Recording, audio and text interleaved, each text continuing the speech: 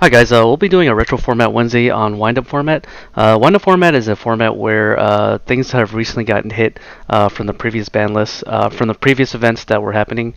So if you look at here, one of the cards that got recently banned on the ban list, one on the ban list was Brionac. I don't know if Brionac was good during the wind up format, but it got recently banned, and Future Fusion got banned because of Chaos Dragons being able to abuse it and send 5 dragons to the graveyard and pretty much do what it does in Edison format, which is to explode from the graveyard and allow you to have a lot of advantage. And then we have the limited copies, so we have one Chaos Sorcerer. The Inzektors were really powerful in the wind-up form, or the prior to the wind-up format, so they recently got limited to one each. This is going to be September 2012. Then we have one Red Eyes Dark Smell Dragon, one Spore. I don't see Trishula here, but I think Trishula got banned recently, or in previous ban lists, so he got banned. And then we have Ultimate Offering going down to 1 because XCs were a thing, so you can XCs with gadgets. And then we have Wind Up Zen Maid to 1. Then we have Spore going to 0 to 1, and Tsukiyomi going to 1. So Spore was banned recently, so now it went down to 1. Tsukiyomi recently came back because of GOAT format, I think. And then Gust Tracking, this is a card that makes you discard cards from your opponent's hand. Going to the semi-limit, we have Kaluk going back to 2 cards, so you can play Black Wings, and then Debris Dragon going to 2, and then Rescue Rabbit going to 2 because Dino Rabbit's were a thing, and also we have Tour Guide going to 2, and Agents going to 2 as well. So we have a lot of different cards that we can play, a lot of different decks that we can play. These are also the other cards that came off the semi list. So yeah, it should be an interesting format. So here we have a replay with Inzektors versus Trooper Agents. So I'm gonna go right into the gameplay, and I open up 2 bottle dualities. Dualities is pretty consistent for Inzektors because you want to be able to see your Hornet and your Dragonfly combos as quickly as possible. So that's why you play it. Ladybug is really much it's a staple in this deck just because it doesn't have to proc any sort of destruction. It increases the level of your Inzektors from 3 to 4 to 5, depending on what XCs you want to go into. If you want to go into Utopia, you increase it by 1 because you have the option of doing that, and it also procs the ability of the Centipede and the Dragonfly. The Dragonfly being able to increase level, or the Dragonfly being able to send an equipped card to the drop area or to the graveyard, allows them to special summon from the deck. So since Dragonfly's at 1, you're going to need the Pot of Duality to see him. It plays really well on a Duality because you don't necessarily have to special summon. So yeah, so it's basically you're using Centipede to control the game. Alright, so first off, I activate Duality here. I see a Dark Arm, a Bottomless, and a Veiler. I think I choose to opt to go for a Bottomless here, just because I know what I'm playing against. I'm playing against Agents. Against Agents, you want to Bottomless the Agent of Venus, because you don't want them to get the Shine Ball. Priority on Ignition effect is gone, so that's always a plus. I decided to set 2 here because I don't see myself winning if I don't set 2. I thought about setting Call the Haunted, but I don't want to commit too much into the Heavy Storm. So this is just a bait to see if I can draw out the Heavy Storm. If I was against windups, which I knew I wasn't playing against, but I wanted to play as if I was playing against a deck I didn't know how to play. If I was playing against windups, MST can hit the windup factory, and that's the equivalent of Black Whirlwind in Edison format. It generates a lot of +1s, so I decided to set the MST too. He activates Pot of Duality here. He gets the Deep Prison. So Deep Prison doesn't really hurt Inzektors too much just because you have Hornet. Hornet can just pop all the back rows. So that's always a good way to play around it. Honestly, I probably would have gotten Herald of Orange Light just to stop the Inzektor plays. But that's just me. Maybe he didn't have another fairy, that's why he didn't get the Herald of Orange Light. He summons Card Trooper here, tries to bait out the Deep Prison. He knows that I have a Bottomless set, so there's no need to do that. He unfortunately mills 2 Solemn Warnings, so from here I can pretty much guess that I don't have to play around that if I commit too much into a warning. He attacks with Card Trooper directly. I take the damage to 1900. So here I'm trying to fish for a Centipede my next turn with Duality. So I have the option of blind spacing. MST has a lot of applications in Inzektors because you can save the MST for your own Inzektor cards.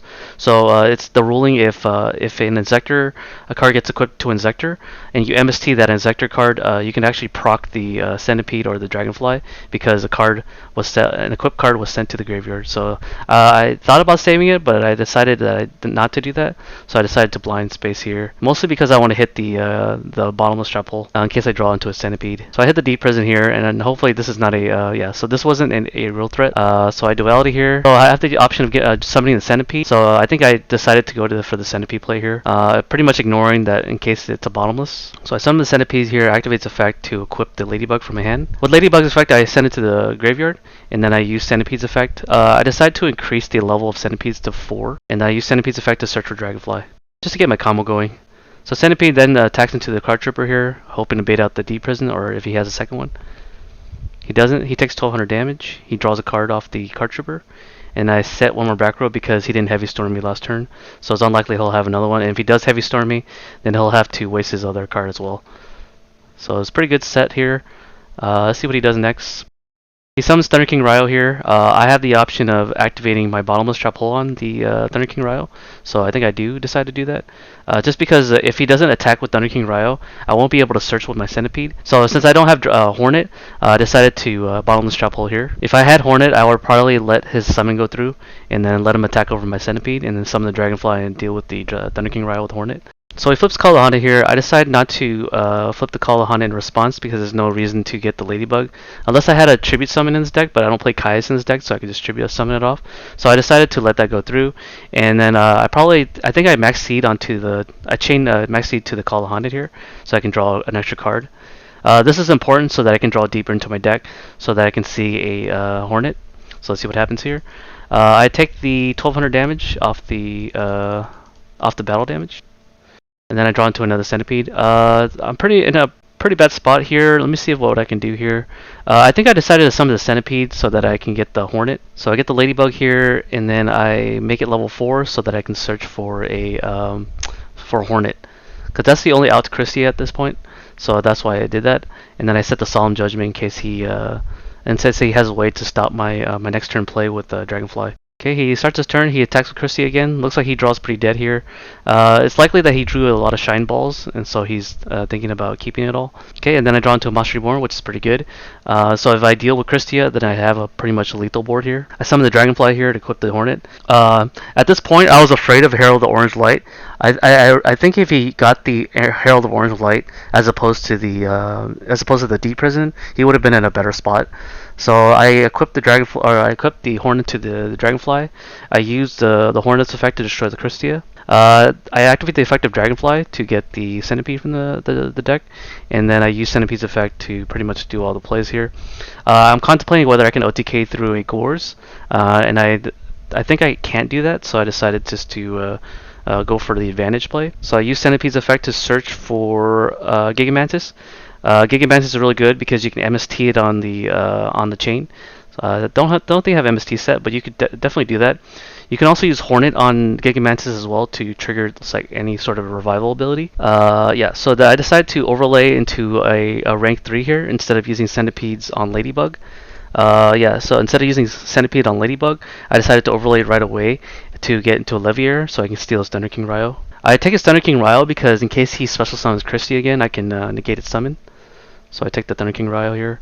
And then from here I use Call of Honda to bring back the Dragonfly. And then I use pretty much the Ladybug effect. And then I'm sent it to the graveyard to make Fly a level 4. Level 4. And then I bring out Ladybug because there's no more targets in my deck. I've ran through all the Centipede. Now from here I can equip the Gigamantis to the Ladybug here. And then I decide to go for lethal if he doesn't have Gores. Okay, he drops a Gores here. So from here, I could have activated the Ladybug to equip the Hornet, but my opponent reminds me that I can do that. So I attack over the token here. The reason why I attack with the Thunder King first and not the Dragonfly first is because I can't run over Gores with any of my monsters. So I decided to go with the second highest attack, and then if he drops Gores, I can attack the Ladybug into the token. And then I can use the Ladybug to clear the Gores, but I forget to do that. Now with two level 4s, I go into Utopia to protect my Ladybug from being attacked. Okay, I use Hornet effect, so he reminds me to do that, and I do that. He activates a Dark Hole here. I decided to Solemn Judgment here to preserve my board. And then here, if he decides to special summon with Christia, he can get, Thunder King can negate that effect, to negate that summon. So I'm going to look at his hand here. He did have 2 Nami monsters that he can use. I guess what he could have done was summon the Agent of Creation to make the Gachi Gachi to force out my negation and then go into Hyperion. Yeah, that's a play that he can do. So yeah, I'm in a pretty bad spot if he decides to do that play. Let's see what he does. Summons the Agent of Venus. Supposed to summon the third Shine Ball, and then he decides to go into the Dark Mist play. I think he looks at his extra deck and he forgot to put it in his extra deck, so he doesn't have it. So he admits defeat here. So I guess there was no way for him to make the Shine Balls go to the graveyard, so he can make Christia. Because if he makes a, even if he made the Dark Mist and I decided to Thunder King Ryo negate it, he would only have 3 Shine Balls in the graveyard, and he wouldn't be able to special summon Christia anyways. So the Thunder King Ryo just locks out the Hyperion here. So yeah, I won the first game here. So Dueling Network or Dueling Book doesn't let you see the side deck when you do the side decking. So these are the side deck that I decided to use. This is basically a Billy Briggs deck. I just pretty much made it in a GIF. Here's the side deck he has. He sides the 3 Goes in Match. Goes in Match, I don't see that being used very much against agents, just because all their really big boss monsters are light monsters. So I didn't decide to do that. Dimensional Fissure is okay. It stops the Herald of Orange Light, but it also stops all my hand traps as well, and I prefer to have hand traps. I don't want to have the whole like side the D Fissure and then side out the hand traps going second. So I decided to not side the D Fissure. Messenger Piece, I don't see that being useful against agents at all, because Hyperion can just destroy the Messenger Piece. The same with the area limit B, so there's no point in citing these. The only thing I decided was Effect Veiler in my opinion, so I decided to cite that in. The card I probably took out was the Forbidden Lands, because he doesn't really play back row decks or back row cards. So Deep Prison is not gonna hit. It'll just hit Deep Prison, but I have Hornet to deal with that, so I decided not only to side the Veiler in and take out the Forbidden Lands here. Okay, we start the next game here. We're going to show his hand just to see what he side decked. I don't see anything new in his side deck, so it looks like he just pretty much draws his main decks. So what would I do in this situation? I'll probably summon the Thunder King Ryo here to shut off the Pot of Duality, and then maybe set the Torrential afterwards, just to pretty much protect the Thunder King Ryo or protect the board in some way.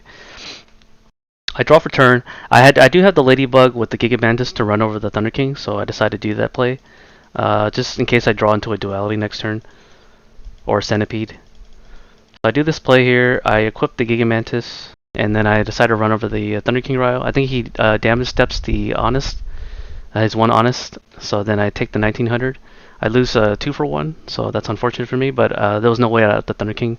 So I set the 3 back row here, even though I have the Solemn Judgment, so I don't really care about the Heavy Storm. He draws for turn. He draws Agent of Venus. I decide to let him have the Agent of Venus if he decides to normal summon it. I'm not going to Solemn Warning the Venus, so I would have done that instead.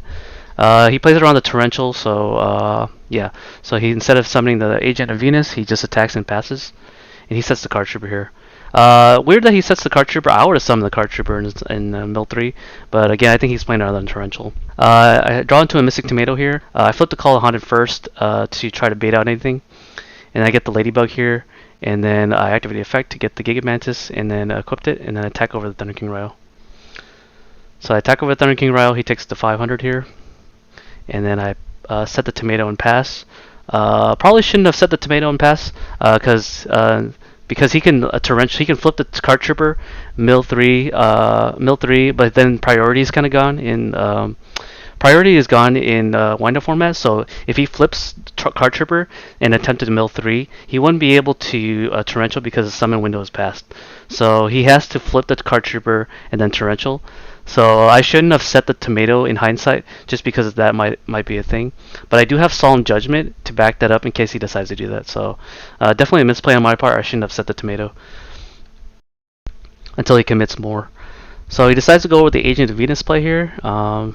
And then he special summons the 2 Shine Balls from his deck. Then he special summons the 3rd Shine Ball.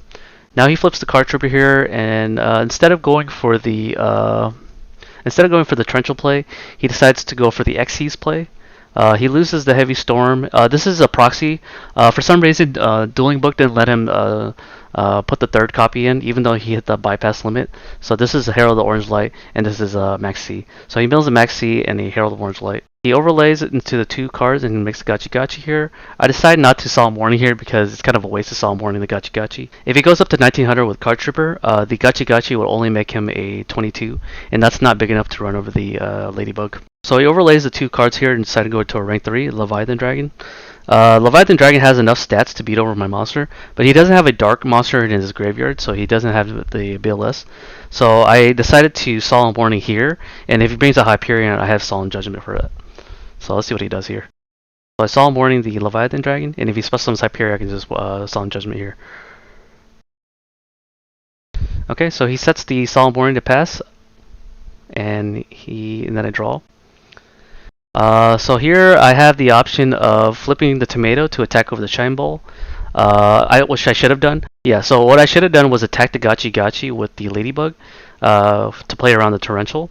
Because if I summon another monster, he Torrentials, Gachi Gachi can protect itself and only lose one material. But if I attack and make him lose one material, then he essentially loses his second material off the Gachi Gachi. And since I was at a low life points, it was really dangerous for me to commit anything. So I summoned the Card Trooper here. This was a really big misplay on my part. So he Torrentials on the summon since he Torrentials on the summon because priority's gone. So then I lose the tomato and then I shuffle the deck so there's no knowledge. So I draw a card off the Card Trooper, and then I'm at really low life points. So if he top decks any monster, I pretty much lose because the Gachi Gachi's pump. He top decks another Solemn Warning here, so he swings into attack mode, and then he attacks me. And then I summon the Ladybug here. Because he was afraid of Ladybug being a 2400 attack, he Solemn Warnings on the summon, and then I pretty much lose this game. So now that I'm going first, I considered siding the Dimensional Fissure. However, I decided to go against that because I think having a Veiler and Maxi is pretty much better against the Venus play. Just because Veiler is really good, especially if they try to go into like a Hyperion play or a BLS play.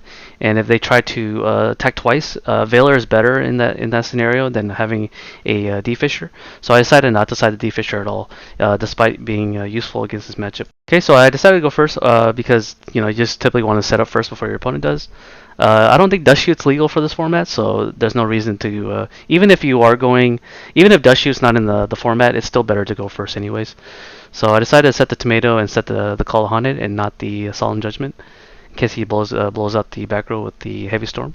Setting tomato is really good against the Card Trooper. I think Trooper was at 2 in this format, so I fully expect the Trooper to come down, or a Thunder King Ryo as well. So he attacks into the tomato here. Yeah, from here I special summon the Dragonfly because Dragonfly is a 1000 attack dark monster.